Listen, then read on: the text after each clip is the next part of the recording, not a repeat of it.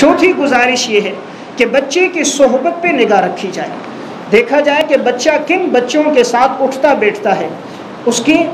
اڑان کیا ہے، چلنا پھرنا کن کے ساتھ ہے، کن بچوں کے ساتھ اس کی صحبت ہے، کن کے ساتھ اس کا لگاؤ ہے، اس کی زندگی کا زیادہ وقت کن کے ساتھ گزرتا ہے، وہ اپنی باتوں میں کس بچے کا زیادہ نام لیتا ہے،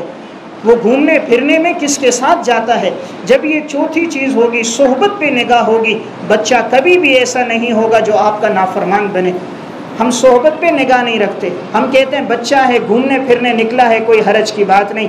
یہ نہیں دیکھتے آج بچہ کس وقت آیا۔ اب دیکھا بچہ 10 بجے آیا، کل بچہ 11 بجے آ رہا ہے، باپ نے نہیں پوچھا بیٹا 1 گھنٹہ تاخیر سے کیوں آئے،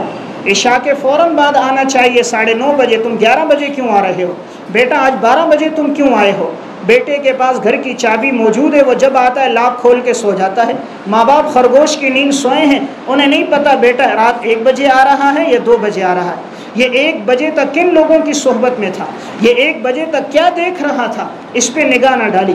پھر جب یہ بچہ ہاتھ سے نکل جاتا ہے، پھر عاملوں کے دروازے پہ جاتے ہیں، کوئی تعویذ دے دو، کوئی تعویذ دو، بیٹا نافرمان ہو چکا ہے، کوئی وظیفہ بتاؤ بیٹا فرما بردار ہو جائے۔ اب یہ تعویذوں سے فرما بردار نہیں بنے گا، اس کی بنیادی وجہ تم نے اس کو صحبت اچھی نہیں دی۔ صحبت پہ نگاہ ڈالی جائے، اس لیے قرآن کریم کہتا ہے یا ایھا الذین آمنوا اتقوا اللہ وکونوا مع الصادقین، ایمان والو تقوی اختیار کرو، نیک لوگوں کے ساتھ، سچے لوگوں کے ساتھ رہو۔